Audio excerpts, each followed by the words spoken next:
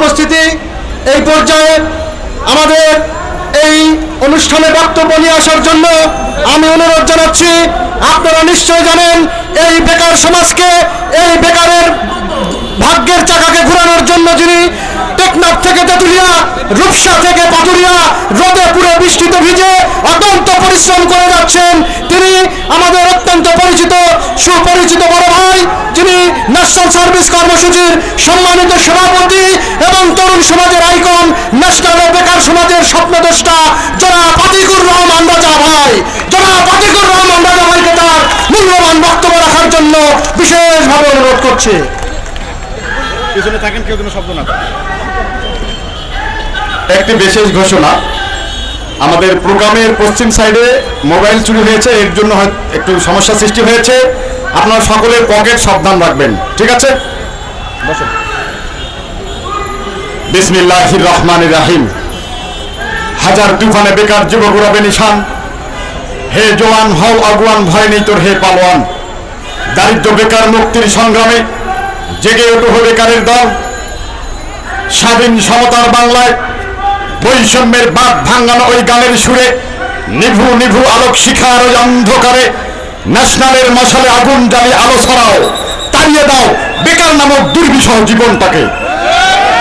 Bangladesh national service পরিষদ কর্তৃক আয়োজিত বেকার মুক্তির সমাবেশে প্রধান অতিথি হিসেবে উপস্থিত আছেন এদেশের লাখো কোটি মানুষের, গরিব দুঃখী মেহনতি মানুষের চলার সাথী, বেকার মানুষের বন্ধু, জননেতা ববি হাজ্জাদ, চেয়ারম্যান জাতীয়তাবাদী গণতান্ত্রিক আন্দোলন NDM, বাংলাদেশ ন্যাশনাল সার্ভিস পরিষদের পক্ষ থেকে প্রাণ ঢালা শুভেচ্ছা জানাচ্ছি তাকে। উপস্থিত আছেন আজকের এই সমাবেশের বিশেষ অতিথি, যিনি এই বাংলার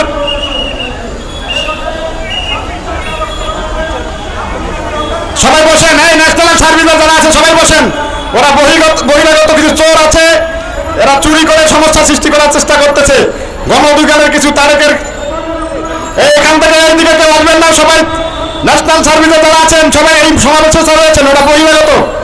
কারা ওরা? প্রশাসনকে দৃষ্টি আকর্ষণ করছি, মোবাইল চুরির কারণে যারা এরকম বিশৃঙ্খলা করছে তাদেরকে ধরে আইনের আওতায় নেওয়ার জন্য। এই ন্যাশনাল সার্ভিসে যারা আছেন সবাই সামনে এসে বসে পড়েন। হ্যাঁ, সবাই সামনে বসে পড়েন।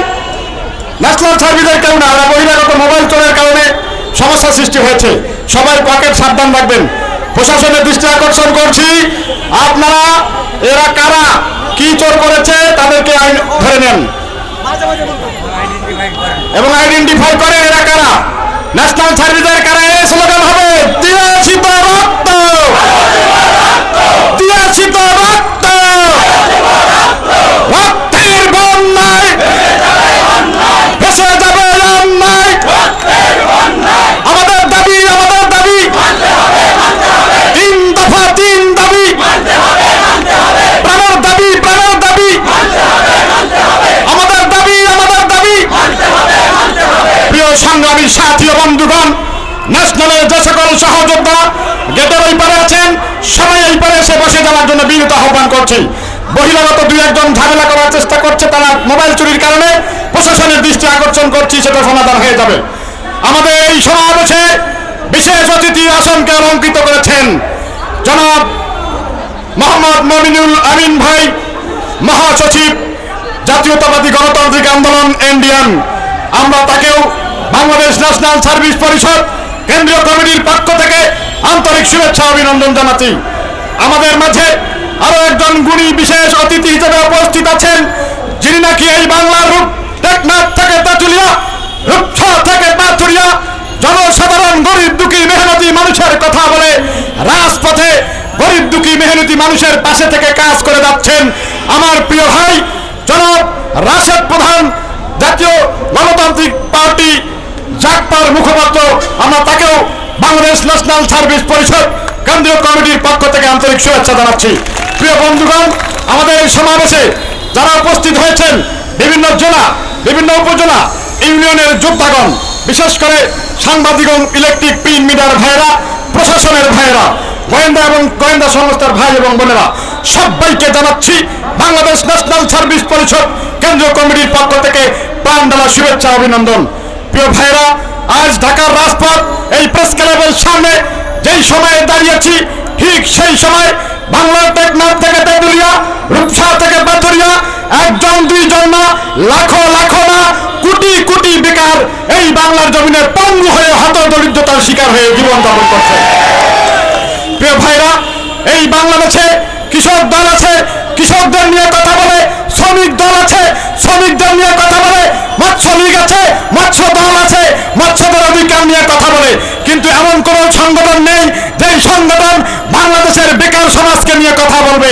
তাই আমরা গঠন করলাম 2011 সালে বাংলাদেশ ন্যাশনাল সার্ভিস পরিষদ, যেই সংগঠনের মাধ্যমে আমরা সর্ববৃহৎ আন্দোলন করে যুব উন্নয়ন অধিদপ্তরের মহাপরিচালকের কাছে আমরা স্মারকলিপি দিয়েছিলাম।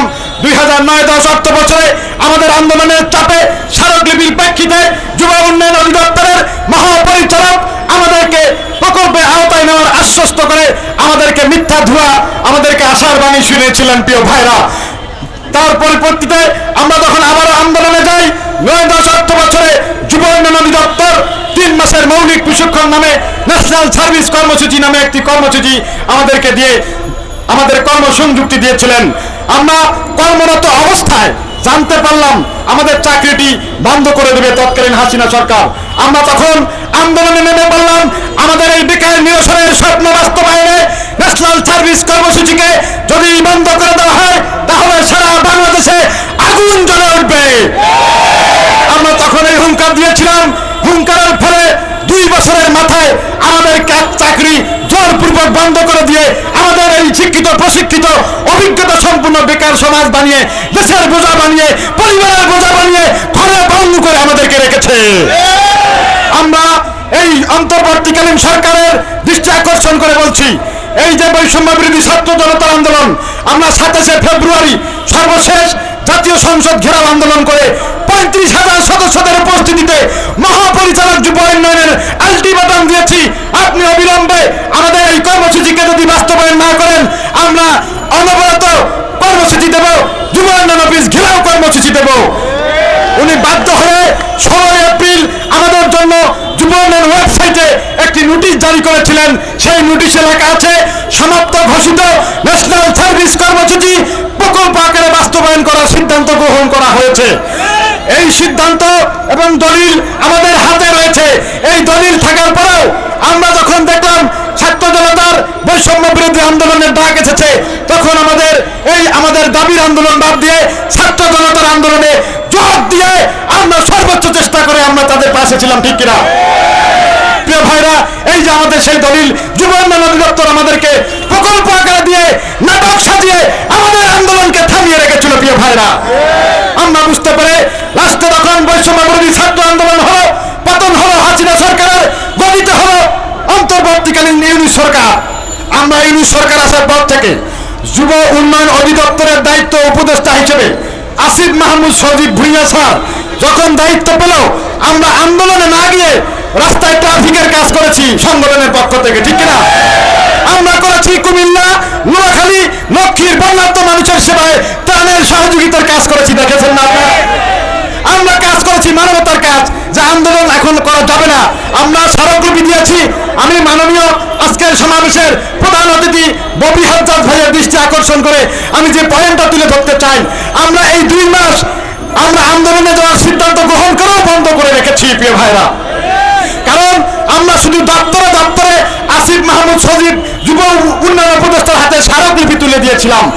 এই 2 মাসে 80 কপির বেশি স্মারকলিপি তাদের হাতে দিয়েছি। একটু মাইকটা দেন, আমি একটু কথা বলবো, আমাদের ছাত্রদের ঝামেলা হচ্ছে। এখন না বিপদ হচ্ছে। ওদিকে যান।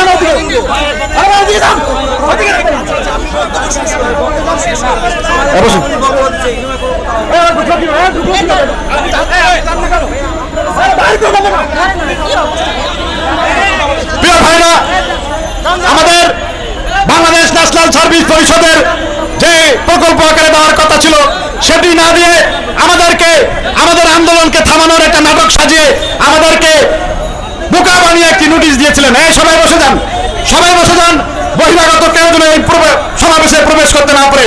হাজার হাজার জনতার সমাবেশ কখনো স্বৈরাচারীর ওই প্রেতাত্মাদের ষড়যন্ত্রের নস্যাৎ হতে দেব না। দিয়েছি তো রক্ত, দিয়েছি তো রক্ত, রক্তের বন্যায় ভেসে যাবে অন্যায়।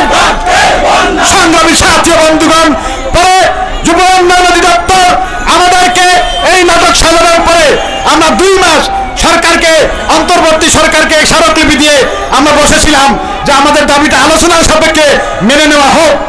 2 মাসে 80টা স্মারকলিপি দিয়েছি, তারা কোন রকম প্রতি উত্তর আমাদেরকে দেয়নি। দুঃখজনক, বিপ্লবোত্তর সরকার 80টা স্মারকলিপি পাওয়ার পরে বুবার মতো বোকার স্বর্গে আমাদেরকে বসবাসের সুযোগ করে দিয়েছে। ওরা আমাদেরকে আজকে রাস্তায় নামতে বাধ্য করেছে। 80টা স্মারকলিপি দেওয়ার পরে তারা যদি আমাদেরকে ডাকতো, আসো তোমাদের সাথে বসি, আমরা বসেই সমাধান করতে পারতাম, ঠিক কিনা? কিন্তু তারা সেটা না করে আমাদের সাথে বেইমানি করে আমাদেরকে আবারও রাজপথে নামতে বাধ্য করেছে।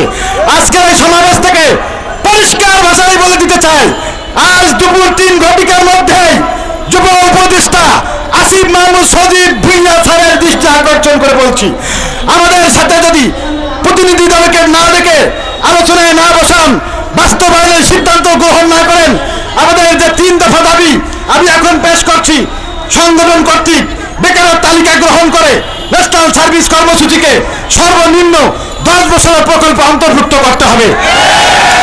2য় দফা দাবি, বেকার কর্মচারীদের বয়সের সীমাবদ্ধতা না রেখে শিক্ষাগত যোগ্যতা অনুযায়ী 20,000 টাকা সর্বনিম্ন বেতন ধার্য করতে হবে। 3য় নম্বর দাবি, প্রাথমিক পর্যায়ে চাহিদা সংকট বেকার কর্মীকে প্রকল্প অন্তর্ভুক্ত করে পরবর্তীতে যাচাই সাপেক্ষে দক্ষ অযোগ্য কর্মচারী চাকরি স্থায়ীকরণ করতে হবে। এই 3 দফা দাবি আজ দুপুর 3 ঘটিকার মধ্যে বাস্তবায়নের জন্য আলোচনার টেবিলে আমাদেরকে ডাকুন। যদি এই 3টা পার হয়ে যায়, আমরা আন্দোলন থেকে নতুন কর্মসূচি, শান্তিপূর্ণ কর্মসূচি আবারও দিতে বাধ্য হব। কাজী আসিফ মাহমুদ সজীব যুব উপদেষ্টা ওনার দৃষ্টি আকর্ষণ করে যে দাবিটি পেশ করলাম, অবিলম্বে আপনি প্রতিনিধি পাঠান, আমাদের দাবি বাস্তবায়নের সিদ্ধান্ত গ্রহণ করুন। ধন্যবাদ। আপনারা সবাই বিশ্বাসের সহিত সঙ্গে লেগে থাকবেন। দেখা হবে বিজয়ের রাস্তায় সফলতার গল্প নিয়ে ইনশাল্লাহ। সবাইকে স্যালুট। এই পর্যায়ে আপনাদের সামনে গুরুত্বপূর্ণ বক্তব্য নিয়ে আসছেন আজকের সমাবেশের সম্মানিত প্রধান অতিথি